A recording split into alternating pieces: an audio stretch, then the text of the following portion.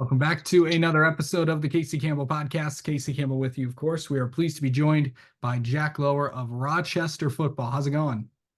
Going good. How are you? Doing well. So now with I know the dead period ended on Monday, so it's really full go into the hmm season. So what has this off season been like for you?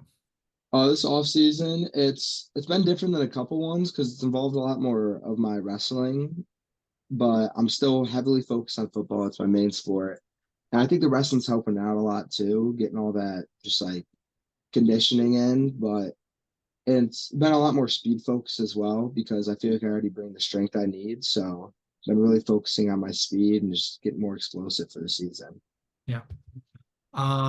So what are some of the things that you kind of, really worked on this off season? I know coming off a pretty successful wrestling campaign, hmm um, in your junior year, but what do you feel like is the biggest thing, that you worked on, this off season to get ready for your senior year? I think the biggest thing I've worked on with like my trainers and also with my school is really just speed. I feel like I already have the build I need to be a successful, but it's just getting to that speed where I can run with the ball, outrun everyone, and I can really just take that next step above people by not only being very strong, but also just being quick and beating them to every ball. That's the main focus. I know that this program has gone through so much, especially over the last 2 years. I know last year was not what you wanted. Um, Mhm. how determined is this group to really have a successful year? You know, all these players, a lot of them started on that team last year, so they all kind of have a chip on their shoulder to kind of prove not only themselves, but just to everyone who's watching that they've improved. No one kind of wants to feel like they just haven't done anything. They've worked a whole year and that they're still stagnant. So everyone wants to see that improvement that they feel like they've worked so hard for and that they have worked so hard.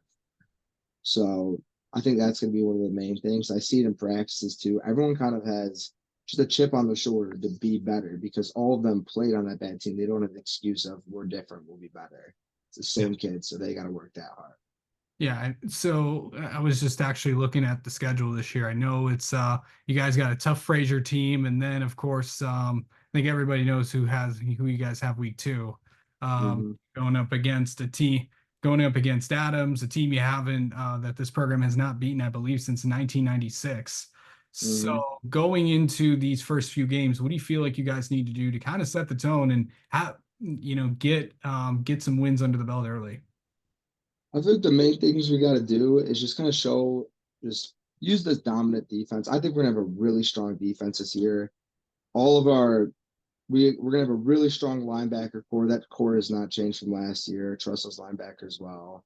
Got a lot of big linemen who can make plays. So we're just gonna dominate on the defense and then kind of start to diversify with the offense. We're we're gonna I think this year is gonna be a year where we take a step with our offense and really start to work both with the run and the pass game. I think it's gonna go. People are gonna be shocked by it, and it's gonna throw them off guard. I think that's gonna kind of show out week one when we beat Frazier. Yeah. Okay, so going into really, this season, knowing that it is your last, um, what do you feel like that you only got one more shot at this thing?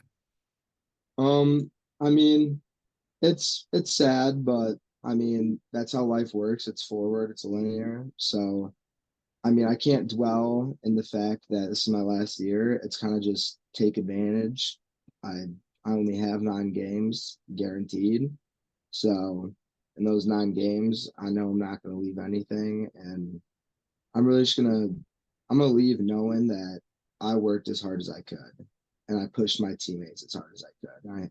I think I'll be satisfied as long as I can say that. Yeah. So, all right. Let's get inside your head a little bit, Jack. How about that? Mm-hmm. And how do you like get mentally get ready for a game? Mentally get ready for a game.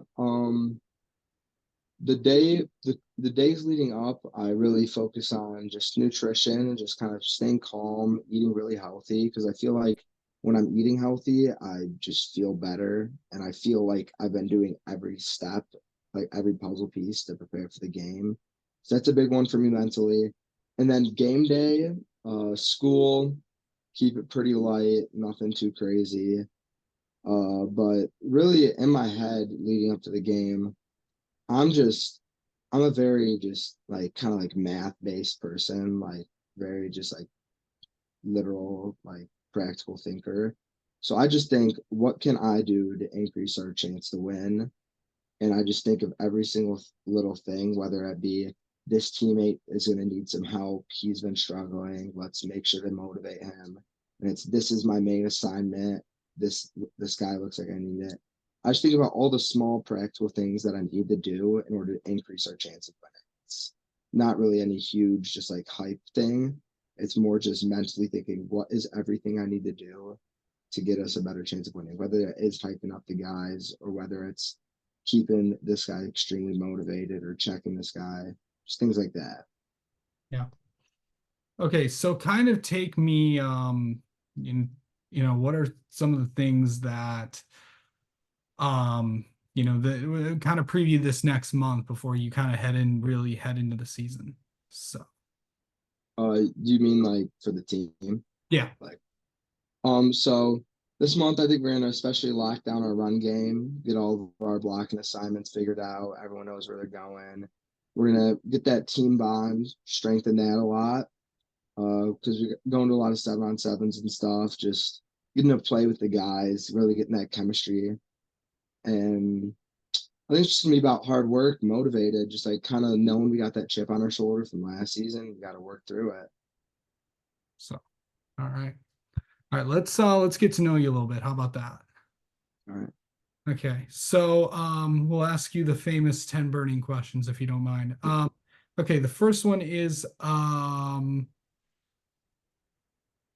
so if do you feel like you can get more things done in the morning or at night?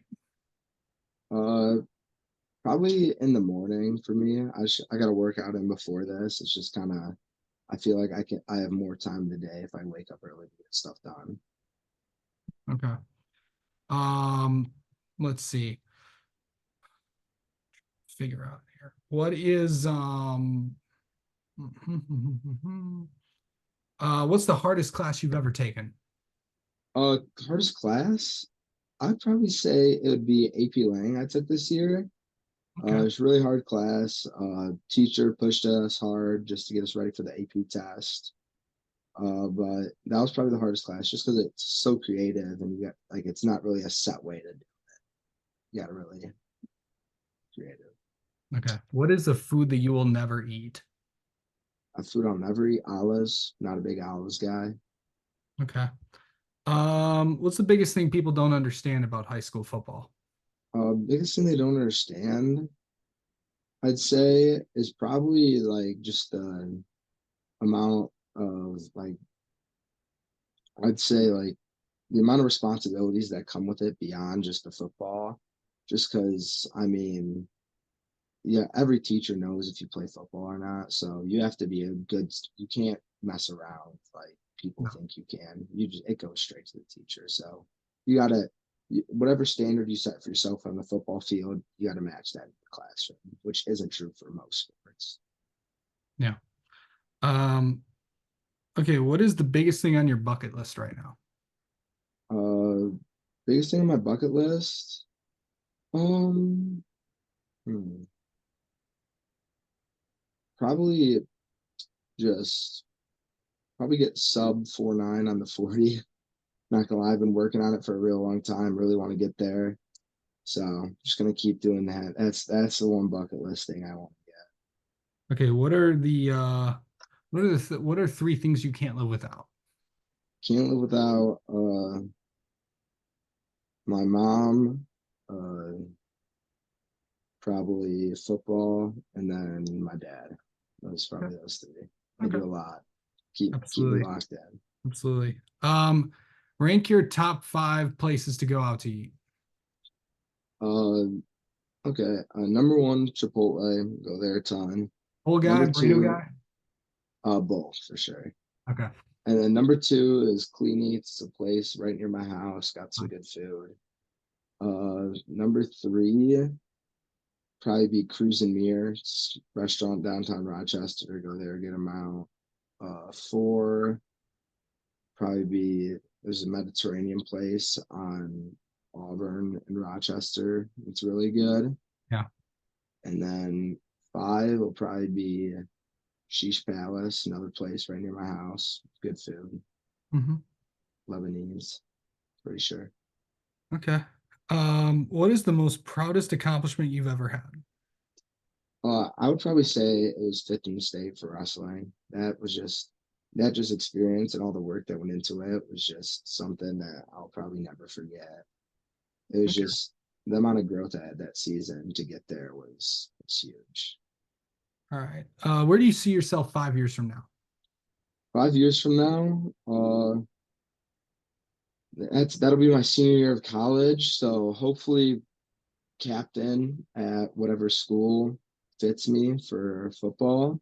And that's probably my main thing, just whatever school fits, trying to be a captain there. Yeah. And then finally, if you could tell your younger self something, what would you tell young Jack?